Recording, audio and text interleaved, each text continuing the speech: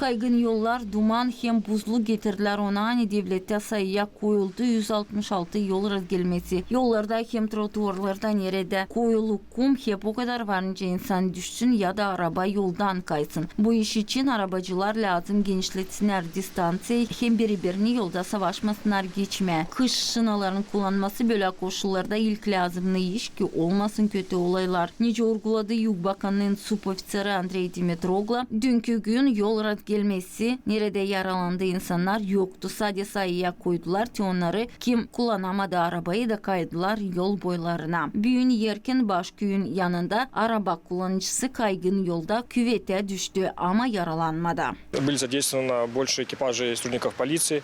Также к сотрудникам полиции были задействованы карабинеры, которые оказывали помощь в оказании помощи водителям на дорогах, так как некоторые дороги были заснежены. Dün daha çok ekipaj çıkardık yollara, polis hizmetçilerini hep öyle bize katıldılar karbinerler de. Angılara arabacılara yardım ederdiler. Bu zor hava koşullarında niçin ki köyü yollarda zordu geçmeye kardan. Kimi yollarda buz vardı da zordu arabayla gitmeye. Komrat hem çadır dolaylarında yol razgelmesi yaralanmış insanlarla yoktu. Vardı olaylar açan şoför kullanamadı arabayı da çıktı yol boyuna. Başköy'ünde arabacı kullanamadı maşinayı da küvede girdi. O yaralanmadı. Atent lazım olsunlar, yayan gezinler de kaygın yolda arabalar hızlı durgunamayırlar. Onun için polisiye hem kurtarıcı hizmetleri şüphelendirirler. Hani atentlik yolda mahsus kış zamanı cevaplık her bir nedeni. Kuralların bakılması varınca kurtarsın sizin yaşamanızı.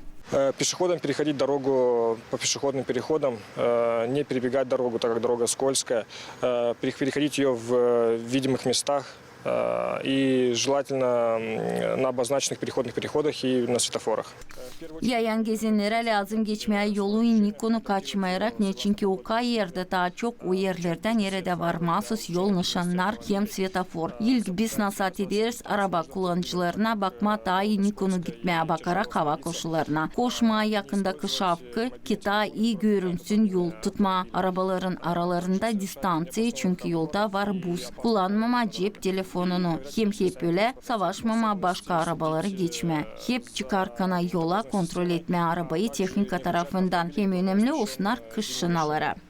Çin sabahleyinden komunal çorbacılığın hizmetçileri dağıttılar kum trotuarlara ki insanlara tayilin olsun gezmeye. Hizmette uyguladılar hani onlar kışa hazır hem alındı lazımlı sayıda kumla tuz karışık nişanıdı municipal kurumun uzmanı Piotr Piyogla. Вчера ночью наша машина выехала, начала уже подсыпать все дороги. Это было вчера ночью уже.